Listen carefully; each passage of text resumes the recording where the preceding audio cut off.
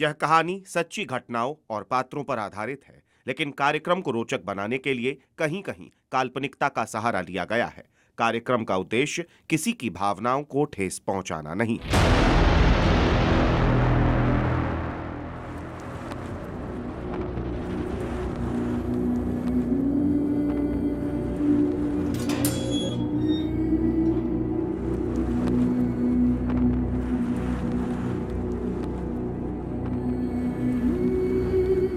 ये आदमी 6 साल पहले इसी रास्ते से गया था।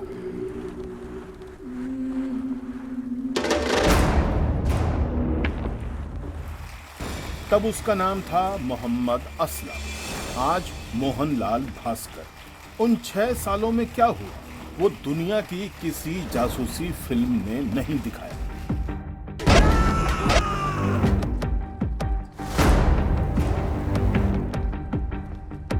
भास्कर, तुम 6 साल पाकिस्तान की जेल में थे। हमें कैसे पता कि तुम अब भी भारत के वफादार हो? क्या पता तुम डबल एजेंट बन चुके हो? ये कोई फिल्म नहीं है, बल्कि पाकिस्तान की जेल में 6 साल गुजार कर लौटे एक भारतीय जासूस की कहानी है। जो देश के लिए मरना सीख गया, उसे दुनिया की कोई जेल नहीं तोड़ सकती। कविता पढ़ना आसान है, मरना मुश्किल। सर, बॉर्डर पर गोली चले तो बुला लेना। आपसे 4 कदम आगे मिलूंगा, अगर भागा तो गोली मार देना। 1965 की जंग के बाद भारत को दिमाग से लड़ने वाला जांबाज चाहिए था, और तभी एक स्कूल टीचर मोहम्मद असलम बन गया।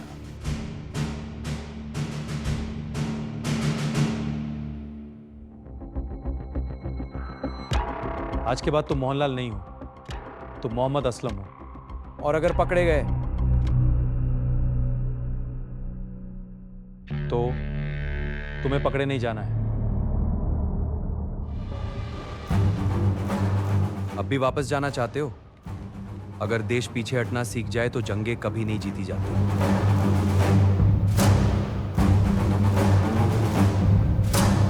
पाकिस्तान की सीमा पार करने के लिए सिर्फ नकली कागजात काफी नहीं थे।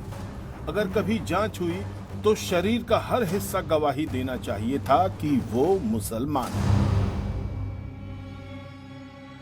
दर्द होगा, एनेस्थीसिया दे दूं? नहीं डॉक्टर, बिना एनेस्थीसिया के करो। देखना है मेरा जिस्म देश के लिए कितना दर्द सह सकता है।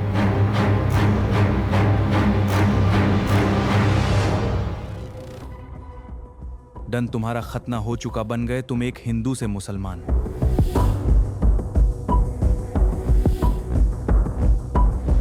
एक स्कूल टीचर धीरे धीरे भारत का सबसे खतरनाक अंडरकवर एजेंट बन रहा था। पहले 15 महीनों में भास्कर ने 16 बार पाकिस्तान में घुसपैठ की। मिशन पाकिस्तान का न्यूक्लियर प्रोग्राम। 17वीं बार क्या हुआ?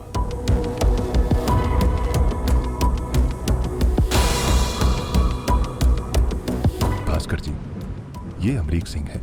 आज रात यहीं रुकेगा। चलता हूं।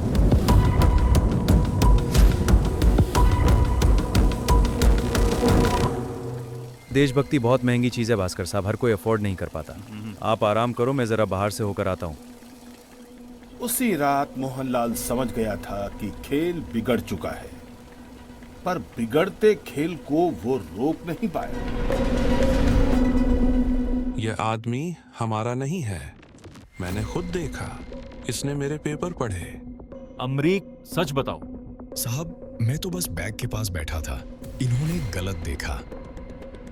ये मोहनलाल की गलती नहीं थी कि उसने अमरीक पर अपना शक जाहिर किया। गलती उनके अफसर ने की। उन्होंने अमरीक पर भरोसा किया।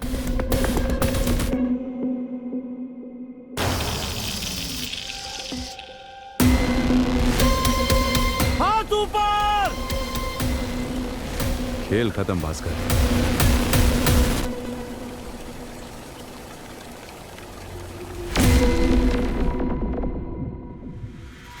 इस्लामाबाद एटॉमिक एनर्जी कमीशन की फाइलें किसने दी?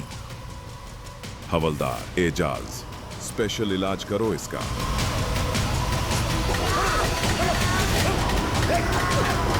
जिस लड़के को उसके माँ बाप ने कभी थप्पड़ तक नहीं मारा था, आज उसी शरीर को कीमे की तरह काटा जा रहा था। शादी को सिर्फ 1 साल हुआ था, पत्नी गर्भवती थी, लेकिन इस नरक से बाहर निकलने का सिर्फ एक रास्ता था, चुप रहना।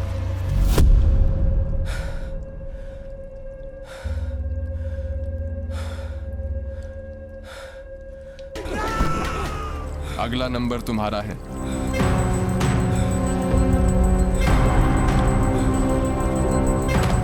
कुछ युद्ध सरहद पर लड़े जाते हैं और कुछ दुश्मन की जेल में।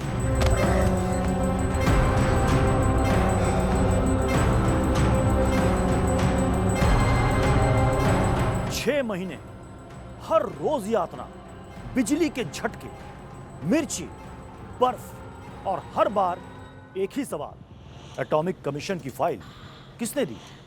और हर बार मोहनलाल का एक ही जवाब, मुझे नहीं पता। लेकिन फिर कुछ ऐसा हुआ जो इस कहानी का सबसे बड़ा मोड़ है। एक पाकिस्तानी ऑफिसर जो मोहनलाल के पिता को जानता था, उसने कुछ ऐसा किया जो किसी ने सोचा तक नहीं था।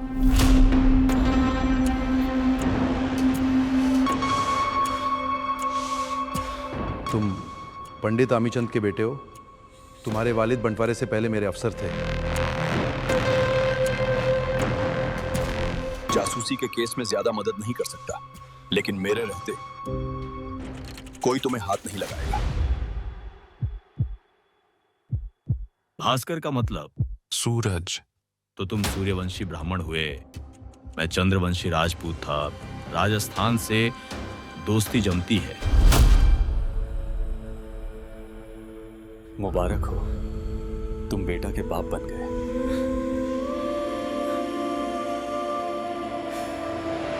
अब सब ठीक हो रहा है। आप यहाँ हैं तो आगे भी सब ठीक हो जाएगा। साहब, ये खत आया था। अफसोस भास्कर, हमारा साथ यहीं तक था।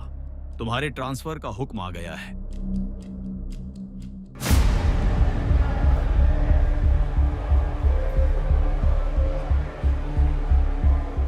12 नंबर की कोठरी देखी है? उसमें वही है जिसने तुम्हें पकड़वाया था। अमरीक सिंह? उसमें वही है जिसने तुम्हें पकड़वाया था। उसमें वही है जिसने तुम्हें पकड़वाया था। उसमें वही है जिसने तुम्हें पकड़वाया था।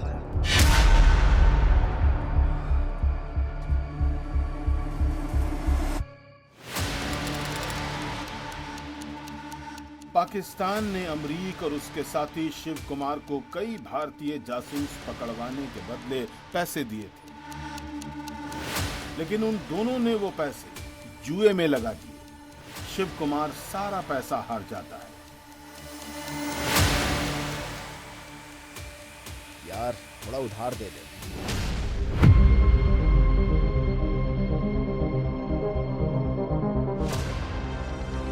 बदले की आग में शिव कुमार ने सीक्रेट फाइल्स अमरीक के बैग में छिपाई और सीधे पाकिस्तानी मेजर के पास गए।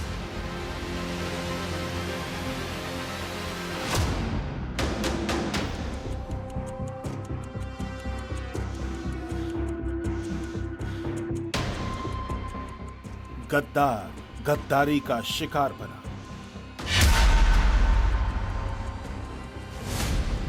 और शिव कुमार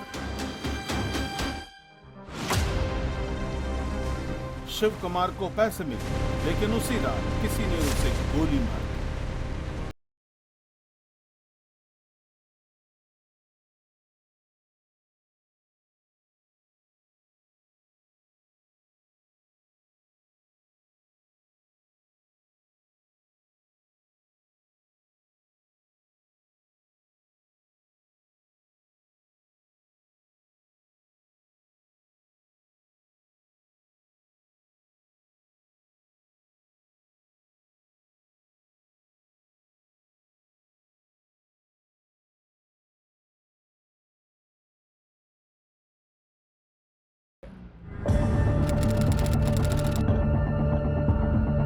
सच बताओ, नहीं तो खुद निकलवा लेंगे।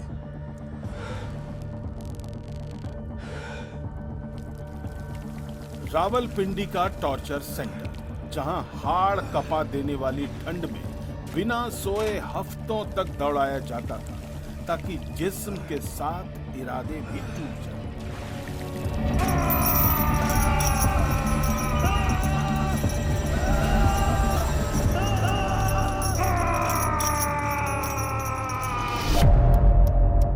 असलम, आखिरी मौका।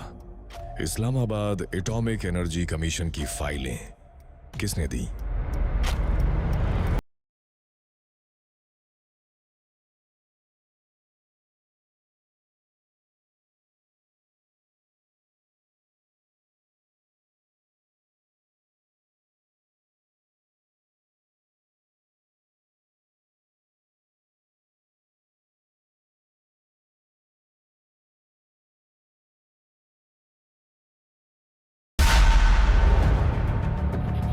मॉर्फिया लगाओ इसे।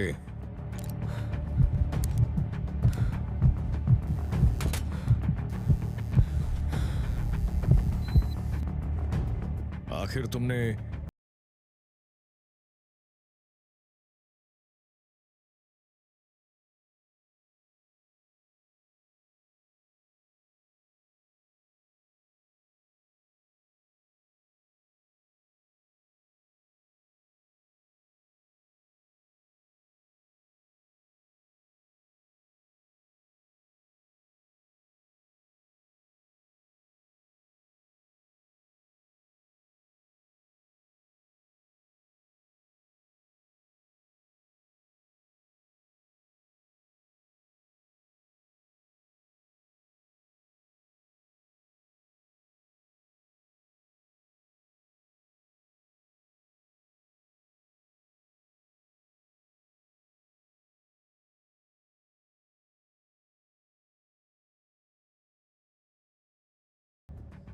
ये दर्द अलग था।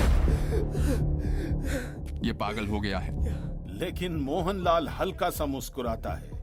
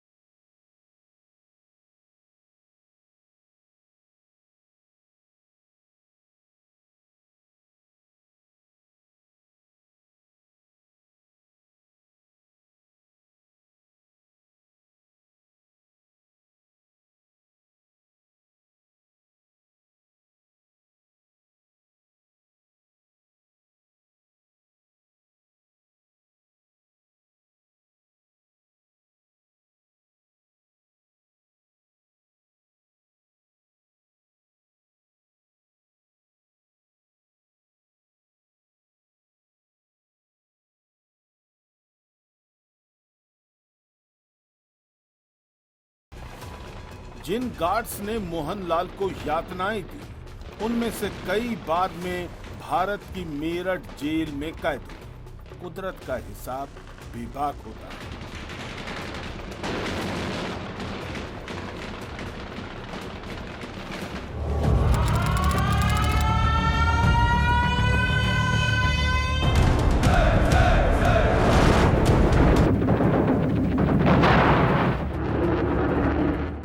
पाकिस्तान के जेट नहीं, हमारे कैनबरा बॉम्बर्स हैं। 1971 में भारत पाकिस्तान के बीच जंग शुरू हो चुकी थी और पाकिस्तान की जेल में बंद भारतीय कैदियों को हर बम के साथ उम्मीद सुनाई दे रही थी।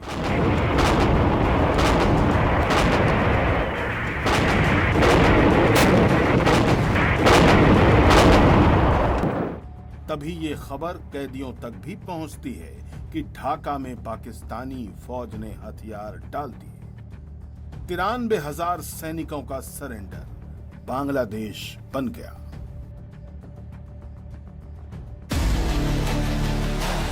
वो जंग जिसके लिए उन्होंने सब कुछ दिया था, भारत ने वो जंग जीत ली थी, लेकिन मोहनलाल अभी भी जेल में थे।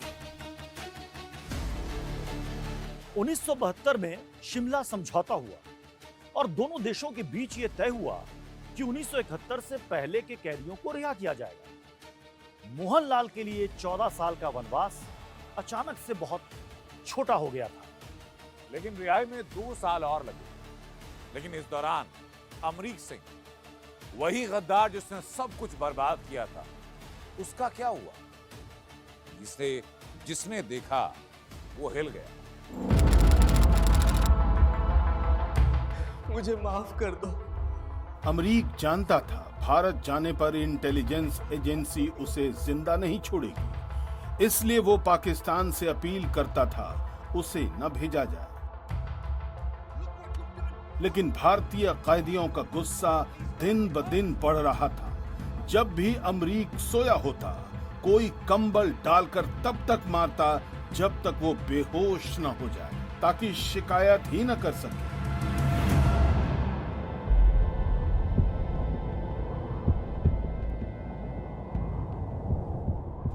छह साल बाद एक जासूस अपने देश लौट आया।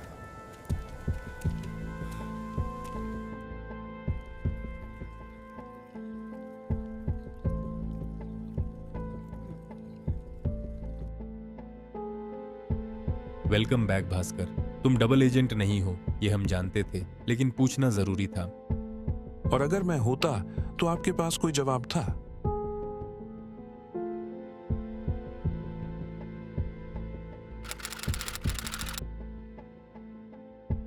सर, हमने देश के लिए सब कुछ खो दिया। कम से कम परिवार का सहारा तो। अगर पाकिस्तान तुम्हें 20 साल रखता तो क्या हम 20 साल पैसे देते रहते? सर, दुश्मन की जेल आसान थी, ये कमरा नहीं। जिस आदमी ने देश के लिए अपनी जिंदगी दांव पर लगा दी, वापसी पर वही आदमी सिस्टम में अकेला पड़ गया।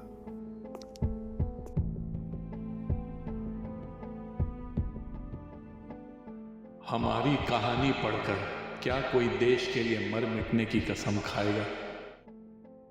फिर भी हम आभारी हैं इस देश के, जो हमें दुश्मन की कैद से वापस ले आया। कुछ लोग जंग जीतकर मेडल लाते हैं और कुछ अपने शरीर पर जख्म। मोहनलाल भास्कर ने बंदूक से नहीं, अपने टूटते हुए शरीर और न टूटने वाले इरादे से लड़ाई जीती। दोस्तों, मोहनलाल भास्कर को 1977 में सिर्फ 28,000 रुपए का मुआवजा मिला। उन्होंने अपनी बाकी की जिंदगी एक स्कूल के टीचर के तौर पर गुजारी, वही काम जिससे उनकी जिंदगी शुरू हुई थी।